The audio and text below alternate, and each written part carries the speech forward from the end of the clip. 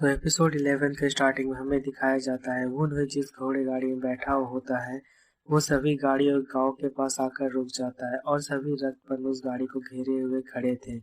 और फिर वुन ही को दिखाया जाता है जो अपने हाथ को देखते हुए बोलता है, यह दोबारा दिखाई क्यों नहीं दे रहा है। वुन ऐसा इसलिए बोल रहा था क्योंकि वुन के हाथ में जो नीला आग जल रहा था वो अब नहीं दिख रहा था। और फिर वह सोचता है इसे दोबारा दिखने के लिए मुझे क्या करना होगा। और फिर वुनी को अचानक से कुछ फील होता है और वह बोलता है, यह गाड़ी अचानक से रुक क्यों गई। और फिर एक रक्तबंध आकर उस घोड़े गाड़ी का दरवाजा खोलता है और वह देखता है कि सभी लोग सोए हुए होते हैं। और वह जोर से चिल्लाते हुए बोलता है, उठो भाइयों, तुम लोग कब तक पड़े रहने की योजना बना रहे हो। चलो जल्दी से सभी कोई बाहर निकलो। और वह गाड़ी में जितने लोग होते हैं सभी एक एक करके बाहर आने लगते हैं। और फिर से वह रक्तबंध उन सभी लोगों को बोलता है, जो कोई भी रस्सी खोलने की कोशिश करेगा उसे मौके पर ही मार दिया जाएगा। और उन्हें जैसे ही बाहर निकलता है उसकी आंखों पर पूरा तेज सूर्य की किरणें लगती है और वह इधर उधर देखता है। और फिर वह रक्तबंध बोलता है सभी बंदी बने हुए लोगों को, तेजी से चलो और तेजी। और फिर उस वैली में एक स्टेज बना हुआ होता है, वहीं पर उन्हें जाने के लिए बोला जाता है। और वह अपन फिर से बोलता है, सब कोई उस स्टेज के सामने इकट्ठा हो जाओ। और फिर सॉडम को दिखाया जाता है जो जमाई लेते हुए वो नोही से बोलती है, यहाँ पर इतना शोर क्यों है और हम लोग कहाँ आ गए हैं। और फिर वो नहीं बोलता, यह सिक्स ब्लड वैली है। और फिर सभी लोग उस स्टेज के सामने इकट्ठा हो जाते और फिर वो नहीं उस सॉडम को बताता है, यह रक्तबंध के आधारों में से एक है। यह दुनिया भर से अपहरण किए हुए बच्चों को रक्तबंध के योद्धाओं में बड़ा करने का एक शिक्षक सुविधा है। और फिर वह सॉडम बोलती है, शिक्षक माय एस, तो क्या यहाँ सभी अपहरण किए हुए बच्चे हैं।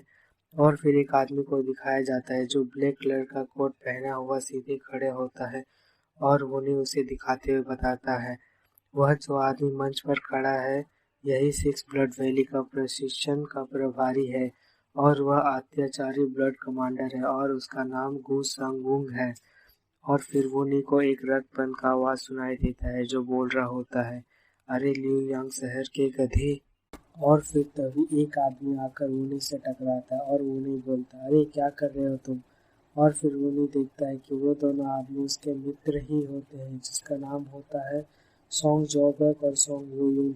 और सोंग जोबेक वुनी को देखकर हंसते हुए बोलता है, जब हम लोग होटल में मिले थे तब तुम ऐसा व्यवहार किए थे जैसे तुम सब कुछ जानते हो जो चल रहा है, लेकिन तुम तो पकड़े गए। मैं देख रहा हूँ कि तुम कितना कुछ जानते हो। और फिर वो उन्हें हैरानी से बोलता, जोबेक और वुयून, तुम लोग यहाँ क्या कर रहे हो। मैं ऐसा इसलिए बोल रहा हूँ क्योंकि मैंने तुम्हें कहीं नहीं देखा, इसीलिए मुझे लगा कि तुम लोग भागने में सफल हो गए। और फिर वो उन्हें अपने मन में सोचता है, तो काले और सफ़ेद जुड़वा भूत को यहाँ पर आना तय था। और फिर जोबेक उन्हीं को बोलता है, तुम्हारे परिचित चेहरा देखकर अच्छा लगा यार। और फिर जोबेक चौंकते हुए बोलता है, अरे रुको, तुम बंधे हुए क्यों नहीं हो। और वो नहीं बोलता, यह थोड़ी लंबी कहानी है। जोबेक बोलता है, क्या है वो कहानी, मुझे बताओ यार, मुझे जानना है। और फिर कैप्टन वो घोषणा करते हुए बोलता, अपनी बातचीत बंद करो और इधर ध्यान दो। और तुम मेरे पीछे जो मंच देख रहे हो वहाँ पर जल्दी से दौड़ते हुए जाओ, मैं सिर्फ 5 तक गिनती गिनने जा रहा हूँ। और फिर जोबेक बोलता, हमें दौड़ने के लिए कहने से पहले कम से कम हमें तो खोल दो, यह काम कौन करेगा, यह गधा। और जोबेक उन्हीं को देखते हुए बोलता, क्या तुम सचमुच दौड़ रहे हो। और फिर उन्हें उसे चिल्लाते हुए बताता, अगर यदि तुम मरना नहीं चाहते तो मेरी हर बात का पालन करो। उन्हें उसे इसलिए बोल रहा होता है क्योंकि उसे सब कुछ पता होता आगे क्या होने वाला है। और फिर यह बोलकर वो नोई पूरा तेजी से दौड़ने लगता और जोबेक उसे आवाज़ देते हुए बोलता है, वो नोई, क्या मतलब है तुम्हारा और तुम दौड़ क्यों रहे हो। और फिर जोबेक उसे चिल्लाते हुए बोलता है, कम से कम समझाओ क्या बात है। और एक रक्तबंध का आदमी को दिखाया जाता है जो अपनी तलवार को बाहर निकाल रहा होता है पर किसी को पता नहीं होता है। और फिर जोबेक बोलता है, धत तेरी की, मुझे नहीं पता कि क्या हो रहा है लेकिन चलो हमें भी दौड़ना चाहिए। और फिर वो यूं बोलता है, हाँ हाँ, हमें भी भागना चाहिए। और फिर एक लड़की को दिखाया जाता है जो पूरा जोर से चिल्लाती है और वह देखती है कि रक्तबंध के सभी आदमी सभी कैदियों को तलवार से काट रहे हैं। जो लोग भाग नहीं रहे होते हैं उसे ही वो रक्तबंध के आदमी मारते हैं। और फिर वो यून भागते हुए पीछे देखता है और जोबेक से बोलता है, बड़े भाई पीछे देखो क्या हो रहा है। जोबेक बोलता है, यह क्या बकवास है। और फिर जोबेक बोलता है, फिर एक बार चीजें वैसा ही हो रहा है जैसा उन्होंने कहा था। और फिर वह तीनों उस मंच के पास जाकर खड़े हो जाते हैं और जोबेक बोलता है, धत तेरी की वुयून, हमें वह सब कुछ करना चाहिए जो वुनरी करता है और मुझे नहीं पता कि यह क्या हो रहा है, लेकिन मुझे लगता है कि जब तक हम वुनरी का नकल करेंगे तब तक हम लोग ठीक रहेंगे। और फिर वुयून बोलता है, ठीक है, मैं उसकी नकल करूँगा। और फिर वुनरी को दिखाया जाता है जो अपने सर को नीचे झुकाए बैठे हुआ होता है और फिर जोबेक और वुयून भी नीचे बैठ जाते हैं और उन दोनों को देखकर सभी लोग भी उसी की तरह करने लगते हैं। और जोबेक बोलता है, ओह, मैंने ऐसा पहले कभी नहीं देखा है।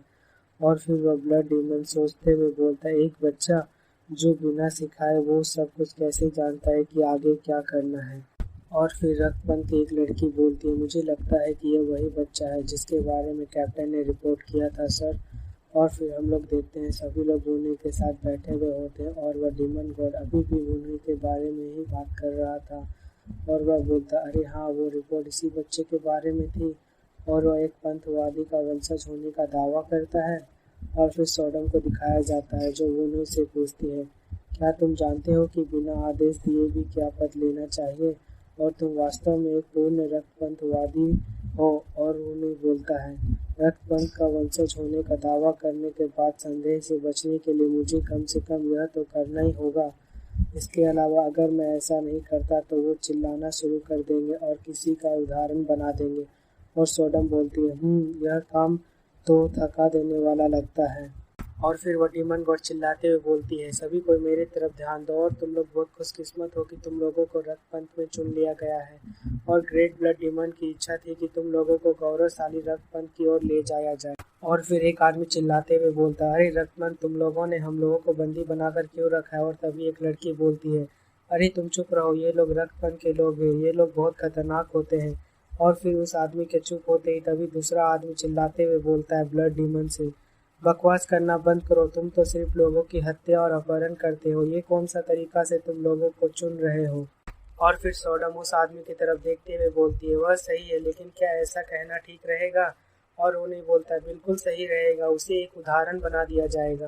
और वह सोडम उन्हें की तरफ देखते हुए बोलती है, एक उदाहरण बनाया जाएगा, क्या मतलब है तुम्हारा। और उन्हें बोलता है, यही सही है, तुमने इसे नहीं देखा होगा कि कैसे वो रक्तपंथ कैदियों को मार रहे थे क्योंकि हम दौड़ रहे थे। और तभी हम लोग एक रक्तपंथ को देखते हैं जो अपना तलवार को बाहर निकाल रहा होता है उस आदमी की तरफ पॉइंट करते हुए जो रक्तपंथ का विरोध कर रहा था। और वह आदमी फिर से बोलता है कि एक बार मार्शल अलायंस को पता चल गया तो तुम लोगों का खैर नहीं। और वह आदमी जैसे ही अपना बात खत्म करता है वैसे ही वो रक्तपंथ उस आदमी का सिर को दो टुकड़ा कर देता है अपनी तलवार से। और फिर वो नहीं बोलता है, लेकिन कमजोर व्यक्ति रक्तपंथ में कभी भी मर सकते हैं। और फिर सभी लोग उस आदमी की तरफ देख रहे होते हैं जिसे उस रक्तपंथ ने अपनी तलवार के वार से मार दिया होता। और फिर सोडम बोलती है, वो सिर्फ उन्हें मारने के लिए इतनी सारी मुसीबत से गुजारते हैं, कितने निर्दय हैं ये लोग। और वो उन्हें नीचे देखते हुए बोलता है, वे भय के माध्यम से वफादारी थोप रहे हैं, ये काफी प्रभावी है। और फिर वो रक्तपंथ को दिखाया जाता है जिसने उस आदमी को मारा था। वो उन सभी बंदी बने हुए लोगों को डराते हुए बोलता है, यदि तुम इसके जैसा मरना चाहते हो तो चिल्लाते रहो। और इस बात को सुनकर सभी लोग पूरा डर जाते हैं। और फिर वह सोडा अपने सिर पर हाथ रखते हुए बोलती है, कितने भयानक है ये लोग, तुम अपने पिछले जीवन में कैसे जीवित रहे थे। और वो नहीं दुखी होते हुए बोलता है, इसमें गर्व करने वाली कोई बात नहीं है, वो तो मैं एक कुत्ते की तरह आज्ञा पालन करके टिकने में कामयाब रहा। और फिर वो डीमन गॉड उन सभी लोगों से बोलता है, अब हम बैप्टिज्म सेरेमनी शुरू करते हैं। और यह बोलने के बाद वो रक्तपंथ वाली लड़की उस डीमन गॉड के पास एक बॉक्स लेकर आती है। और वह डीमन गॉड एक डरावनी स्माइल के साथ बोलता है, आइए शुरुआत करते हैं तुम्हारे रक्तपंथवादी में पहले पड़ाव का, ठीक है। और वह डीमन गॉड उन्हीं की तरफ देखते हुए बोलता है, तुम यही, हाँ, जो सबसे आगे बैठा हुआ, क्या तुम जानते हो कि इस बॉक्स के अंदर क्या है। और वो नहीं बोलता है, यह खून का कीड़ा है सर। और डीमन गॉड बोलता है, ओह, तो तुम अच्छी तरह से जानते हो, तो तुम अपने साथियों को क्यों नहीं समझाते कि खून का कीड़ा क्या होता है। और फिर वो नहीं उन सभी लोगों को बताता है, खून का कीड़ा यह एक जहरीली परजीवी है जो नवोदित पंथियों के दिल में गहराई तक पनपा हुआ है ताकि वे अपनी वफादारी कभी न भूलें। और वो नहीं चिल्लाते हुए बोलता है, तुम लोगों को हर 24 घंटे में पंथ का एंटीडोट खाना होगा और यदि तुम ऐसा करने में विफल रहते हो तो खून का कीड़ा तुम्हारे सीने में घुस जाएगा। और फिर जोबेक अचंभित होकर वुनहुई की तरफ देखते हुए बोलता है, वुनहुई तुम ये सब कैसे जानते हो? और वह डीमन गॉड खुश होते हुए बोलता है, तुमने बिल्कुल सही समझाया, जैसे कि पंथ के एक वफादार वंशज से अपेक्षा की जाती है। और हम लोग जोबेक को देखते हैं जो अभी वुनहुई के बारे में सोच रहा होता है और वह हैरान होते हुए बोलता है, वंशज बास्टर्ड, क्या तुम रक्तबन के जासूस थे? और वह सोडम वुनहुई के कान में धीरे से बोलती है, बहुत खूब, अब तुम पकड़े गए और तुम अपने पिछले जीवन में एक वास्तविक जासूस थे और जल्द ही तुम फिर से एक रक्तपंथवादी बनने जा रहे हो। और वुनहुई उदास होते हुए बोलता है, मेरा मजाक उड़ाना बंद करो सोडम, इस गड़बड़ी को सुलझाने में बहुत कष्ट होगा। और वह डीमन गॉड उस बॉक्स में हाथ डालता है और वुनहुई से बोलता है, ठीक है, मैं तुम्हें एक प्रस्ताव देता हूँ। और उस बॉक्स से वो एक रक्त का कीड़ा निकाल कर दिखाते हुए बोलता है, यह तुम्हारे लिए अपनी विरासत और पंथ के प्रति वफादारी साबित करने का मौका है और मैं तुमको तुम्हारे सभी साथियों से पहले खून का कीड़ा पाने वाला पहला व्यक्ति होने का सम्मान दूंगा। और वो नहीं अपना मन में सोचता है, उस परजीवी को निगलने से बचने का कोई रास्ता नहीं है, लेकिन इस जीवन में सभी रक्तपंथ के लोगों का ध्यान अपने तरफ करने के लिए मेरे पास और कोई रास्ता नहीं है। तभी एक आदमी बोलता है, अगर यदि तुम इसे खाए तो तुम मर जाओगे। और वो नहीं बोलता है, मुझे लगता है मेरे पास उस रक्त कीड़े को निगलने के अलावा मेरे पास और कोई विकल्प नहीं है। और वह अपना मन में सोचता है, मैं जीवित रहूंगा, भले इसके लिए मुझे खून का कीड़ा निगलना क्यों ना पड़े। और वह डीमन गॉड से बोलता है, यह तो मेरे लिए बहुत ही सौभाग्य की बात होगी। और वो नहीं उसके पास जाते हुए बोलता है, क्या मुझे निगलने में मदद के लिए थोड़ा पानी मिल सकता है? और हम लोग कैप्टन ओ को देखते हैं जो अपने आप से बोल रहा होता है, ऐसा लगता है कि कमांडर गू को वह बच्चा पसंद आ गया है। हालांकि यह अभी तक सिद्ध नहीं हुआ है कि वह वास्तविक में पंथवादी है या नहीं। और वह एक स्माइल देते हुए बोलता है, खैर मुझे लगता है कि सच्चाई जल्द ही सामने आ जाएगी क्योंकि हमारे पास पूरी तैयारी है उसकी सच्चाई को पता करने का। और वह डीमन गॉड बोलता है, तुम्हारे लिए पानी आने तक का इंतजार कर सकते हो वुनहुई। और अपना मेन कैरेक्टर बोलता है, ब्लड डीमन की प्रशंसा करो और रक्तपंथ को दीर्घायु बनाओ और इस अवसर के लिए धन्यवाद डीमन गॉड। और वो नहीं जिस तरह से बैठकर ये सब बोल रहा होता है उसे वो डीमन गॉड देखकर बोलता है, यह पंथ का एक वंशज की प्रतिक्रिया है और तुम सभी लोगों ने देखा कि यह कैसे किया गया है ना, तो अब तुम सभी में से प्रत्येक लोग ऊपर आएंगे और एक एक खून का कीड़ा लेंगे। और वो नहीं उस खून के कीड़े को निगल लेता है। और सोडम हैरानी से बोलती है, तुम अपने सीने में उस खून के कीड़े के साथ 10 साल तक कैसे जीवित रहे? और वो नहीं अपने सीने में हाथ रखते हुए बोलता, आधे महीने के बाद फिर से इस हानिकारक एहसास का महसूस करना हुआ। और वो नहीं दर्द के मारे पूरा चिल्लाने लगता है। और फिर सोडम बोलती है, क्या परेशानी है वो नहीं, तुम क्यों चिल्ला रहे हो? और वो नहीं अपने छाती को दबाते हुए बोलता है, मेरे छाती में बहुत तेज दर्द हो रहा है, नहीं यह गर्म है, ऐसा लगता है जैसे यह अंदर से बाहर तक जल रहा है। और सोडम बोलती है, लेकिन तुम्हारे छाती में क्या खराबी है?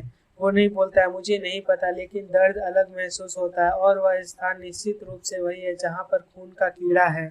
लेकिन खून का कीड़ा और नहीं भड़काना चाहिए, तो क्या ये कैप्टन ओ का कोई चाल है? और वह कैप्टन ओ की तरफ देखते हुए बोलता है, कैप्टन ओ, क्या उसने कुछ किया है?